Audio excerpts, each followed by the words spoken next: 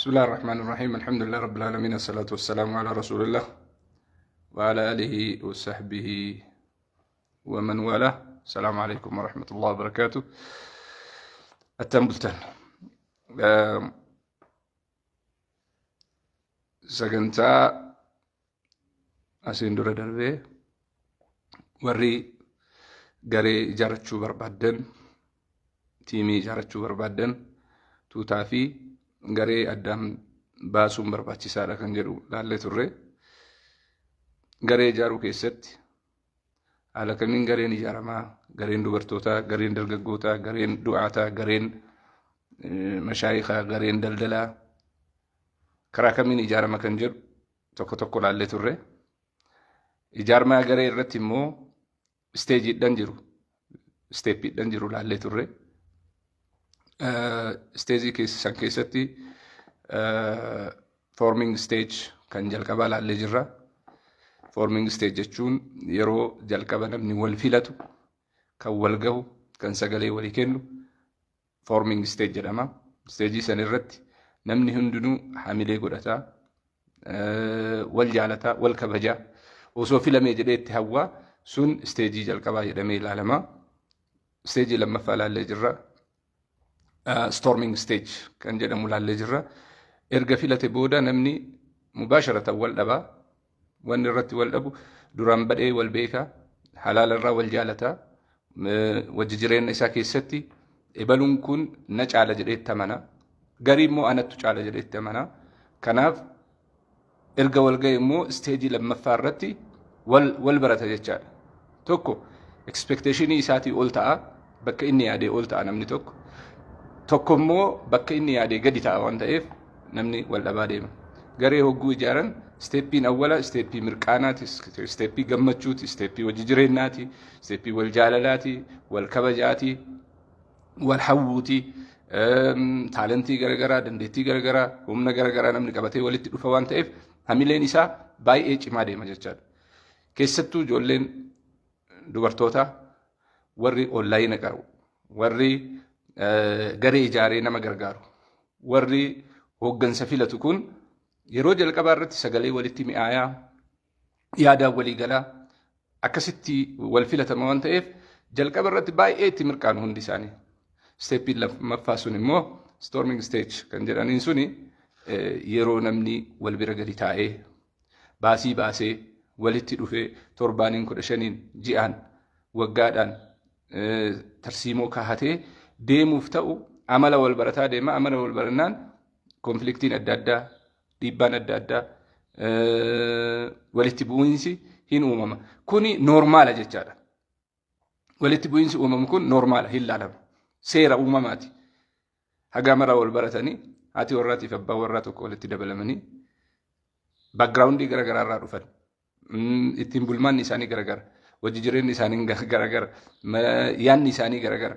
Hanga wal simatanii yeroo hundaa bakki haati warraatii fi abbaa warraa erga wal fuudhan booda waggaa awwalaatii fi lammaffaa irratti xalaaqni baay'ata jechaadha. Wanni san ta'uuf backgroundiin irraa dhufan garagara. Kanaaf steejiin garee ittiin uuman akkuma san kan lammaffaa irratti dhiibbaa fida. Steeppiin itti aanu steeppii sadaffaati.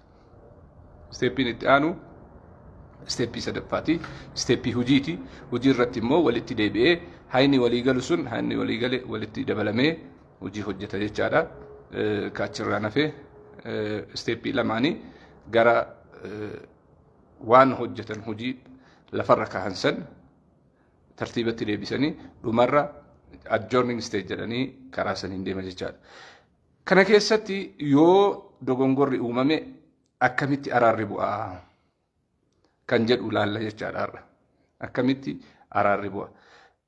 Normaalii wal dhabbiin seera addunyaa irratti garee irratti waan jiraataati. Wal dhabbiin waan jiraataati. Wal dhabbiin kuni uumama. Yaadaan wal dhabaa, ilaalchaan wal dhabaa, adeemsaan wal dhabaa, karooraan wal dhabaa, tooftaan wal dhabaa, tarsiimoon wal dhabaa. Wanni irratti wal hin dhabne waa tokko qofa. Gareen gaafa ijaaramu kaayyoo qaba. Kaayyoo irratti namni hundinuu walii gala. Adeemsa irratti garuu garaagarummaatu uumama.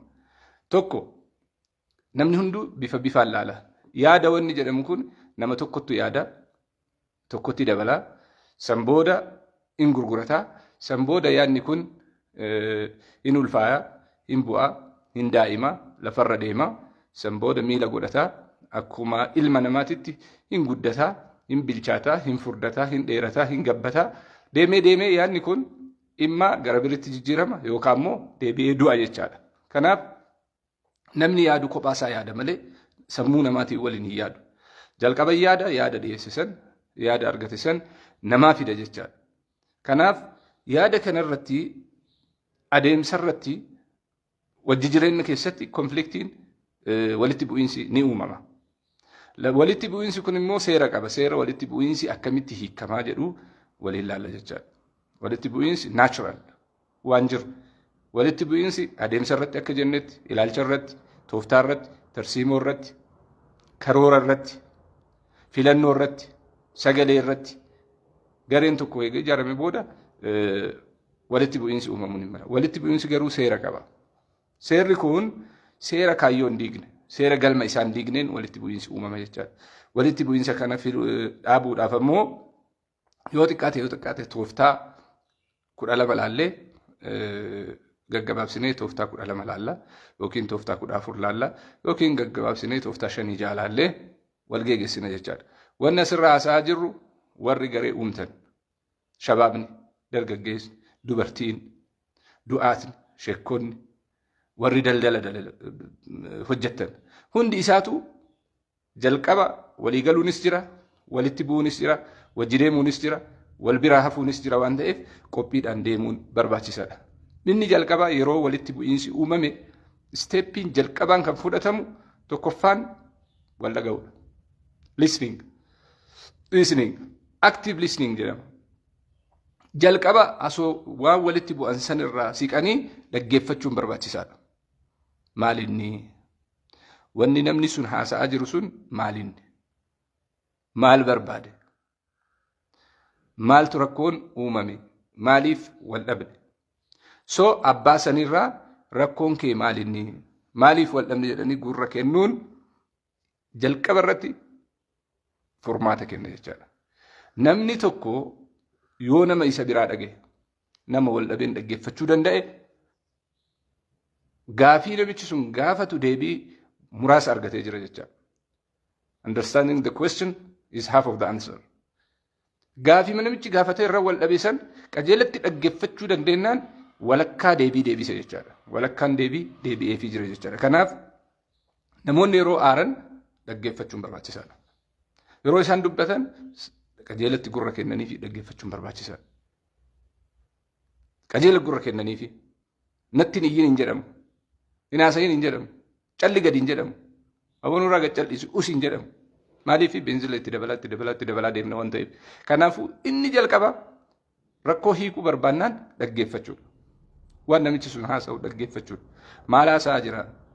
Haadha manaas haa ta'u, abbaa manaas haa ta'u, waajjiras haa ta'u, bakka hojiis haa ta'u, alaas haa ta'u, miidiyaas haa ta'u dhaggeeffachuudha. Listening. Wanni inni haasa'u kun sirrii moo sirrii miti? Wanni inni lolaaf jiruuf kun sirrii moo sirrii miti jedhanii seeraan dhaggeeffachuun barbaachisaadha. Yoo numan fedhiin iyyuu dhaggeeffachuun barbaachisaadha. At least nama miidhuurraa harka keessa saabbatta. Badiitti deemuurraa harka keessa saabbatta. Dhulmitti seenuurraa harka keessa saabbatta. Cubbuu garagaraatti seenuurraa harka keessa saabbatta. Rabbii wal dhabuurraa harka keessa saabbatta. Nama waan taateef sitti dhagahama. Iigoon sitti jiraachuun hin mala. Caalmaa nama caalu iigoo intelligence, emotional intelligence garagaraa qabaachuu hin dandeette. Garuu just listen, dhaggeeffadhu, active listening jecha dhaggeeffadhu waan namni jedhu san gaafa san rakkoon hiikkachuu jalqaba. Isa lammaffaati. Waanuma san dhaggeeffachuu qofa osoo hin ta'in genuine interest qabaachuu qabda. Rakkoo san hiikuudhaaf ati fedhii qabda moo hin qabdu? Jalqabumayyuu fedhii ofitti oomishuu qabda. Rakkoo san hiikuudhaaf ati nama jalqabaa ta'uu qabda. Namni si dhiibee, yaadni si dhiibee, dirqamni sitti fidee, seerri si qabee waan adda addaatiin rakkoon hin hiikamu. So rakkoo san hiikuuf fedhii qabda. Kanaafuu fedhii argisiisuu qabda jechaadha. Yeroo gargarii nama hin dhaggeeffattu, hin haasofta. San booda immoo rakkooma sanuu hiikuufis fedhii hin qabdu. Maaliif gattaa'uu hin dandeettu? ilaalchi iigootu sitti jira jechaadha. Kuni jiraannaan konfliktiin hin hiikamu jechaadha. Yoo kana hin goone adeemsa keessatti unfair advantage barbaadda jechaadha. Fedhii dhuunfaa qabda jechaadha. So rakkoo hiikuuf osoo hin ta'in, walitti bu'insa san furuuf osoo hin ta'in, intarestii kee irratti, fedhii kee irratti namarratti dhiibbaa godhuudhaaf deemta malee rakkoon sun hiikuuf waan hin deemneef just jalqaba dhaggeeffadhu. Itti aanee fedhii rakkoo san hiikuutiif karaa walakkaa deemuu yaalii jechaadha. Sadaffaan gaafii gaafadhu. Gaafii gaafadhu.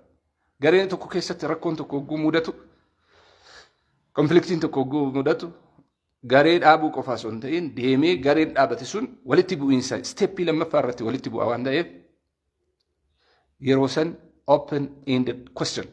Ask an open-ended questions. Gaafadhu. Waan siin galin hunda isaa si haa deebisan. Achi keessa kan gaafatinis sii gala, kan gaafattes sii gala, kan fedhii qabdutu jira, kan fedhii hin qabne jira. Isaafni sii galaa deema jecha. San keessaa waan qabattee mormataa deemte san keessaa waan harcaasaa dhuftu jira. Fakkeenyaaf hamii namaa ta'uu danda'a, komii namaa ta'uu danda'a, arraba ta'uu danda'a, ilaalcha kee ta'uu danda'a, waan namni sitti guure sitti gurra keessa si kaayee ta'uu danda'a.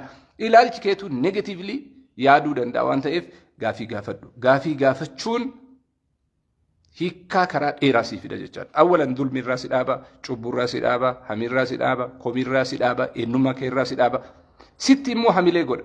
Maaliif gaafii gaafattu kana keessatti deebiin ati achirraa argattu yookaan dhiifama si gaafachiisa yookaan immoo dogongora si bira jiru san ka ati ilaalcha keetii yaadde san si hiikaa dhufa jechaadha sun dubbatin.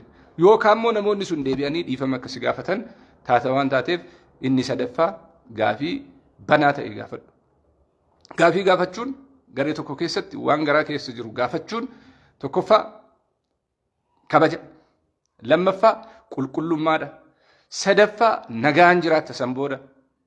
Wazar konfliktiin sun dhaabbatee dhaabbachuu baate, waldhabbiin dhaabbatee dhaabbachuu baate, rakkoon jiraachuu baate sammuun kee bilisaan jiraata jechaadha. Kanaaf inni sadaffaan gaafii gaafachuudha. Inni afuraffaan rakkoo waliigalaa kan si bira jiruu fi kan achi bira jiru kophatti baase. Rakkoo waliigalaa kan atis qabdu kan ofitti beeytu. Rakkoon ati ofitti beeytu jiraate taanaan rakkoo keessan xarapheezaa gubbaa kaayi. Rakkoo namichi qabus xarapheezaa gubbaa kaayi ka ati beeytu. So waan afurtu as keessa jira jechaadha. Rakkoo ati ofiifitti beeytu tokko. Lammaffaa rakkoo ati ofitti hin beeyne lama. Sadaffaa rakkoo ati ofillee ofitti beeytu abbaalleen sitti beeku sadi. Afuraffaa rakkoo ati illee hin beeyne ka abbaalleen sitti hin beekne laakiin ka rakkoo ta'ee dhufee jira.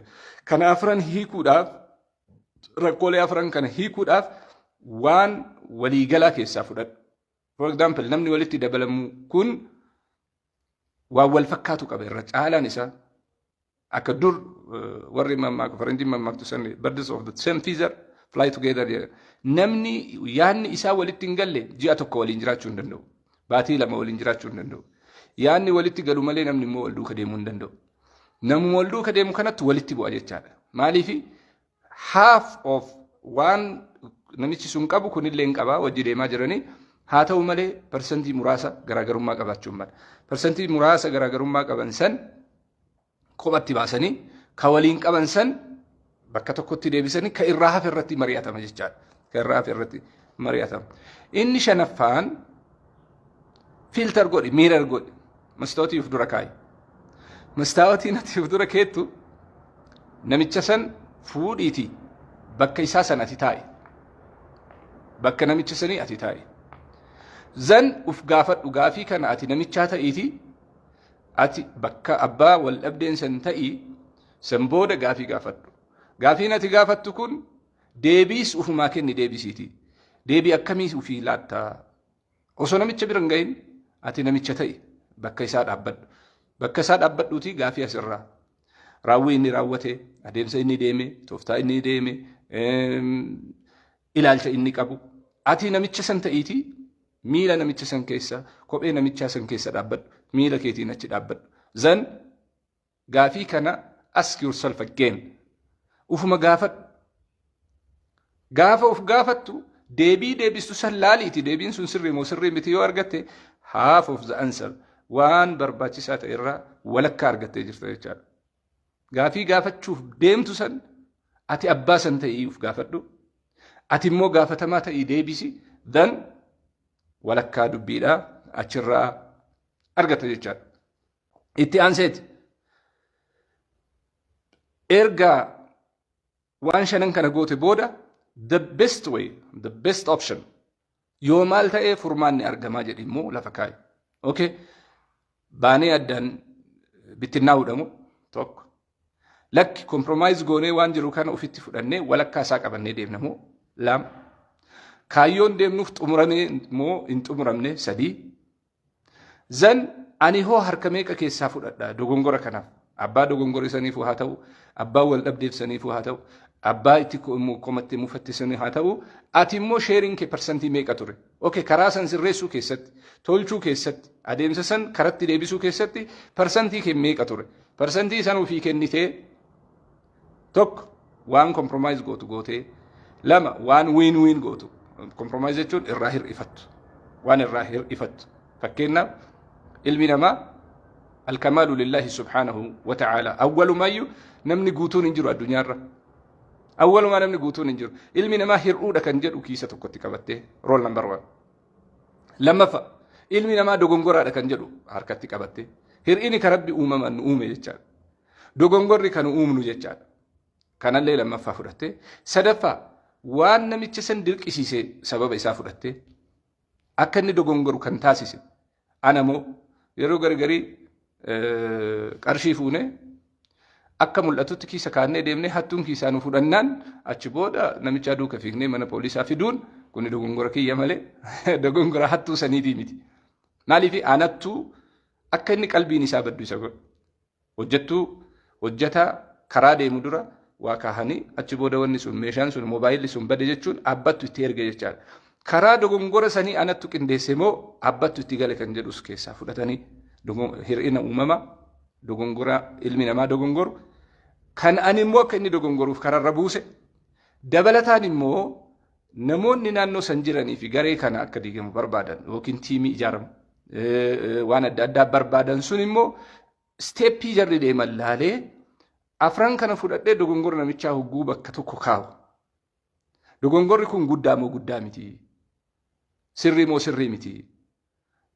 Diigumsa saniif diigumsa garee san diiguuf deemu keessatti gaheen kiyya gahee leencaati moo akka hin diigamne gahee leencaa taphadhe kan jedhu laaluudhaaf assume the best option hin fudhadha jechaadha. Kana keessaa karaa kamirra deema kan jedhu waan fudhadhuuf karaa saniin laaluun barbaachisaadha. Itti aanee maaltu dhufaa waliin laaluun barbaachisaadha. Itti aanee what's next? San booda maaltu dhufa? Okay. Diigama garee qofa moo waldhabbii qofa moo miidhama hawaasaati moo miidhama hojii saniiti moo maaltu itti aanee dhufa? Maaltu itti aanee dhufa? Wanni itti aanee dhufu sun bu'aa waan qabu taanaan okay. Optionii reefii kenne san keessaa the best option fudhanna jechaadha. Kan irra gaarii miidhaan isaa guddaa ta'aa deemnaan kaansila godhuun barbaachisaa ta'a. Miidhaan isaa bu'aa isaa irra caalaa deemnaan kaansila godhuun barbaachisaadha. San godhuudhaaf immoo qabnu inni itti aanee jiru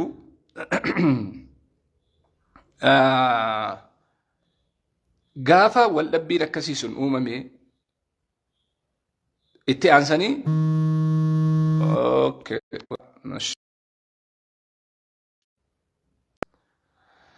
Itti aanee amala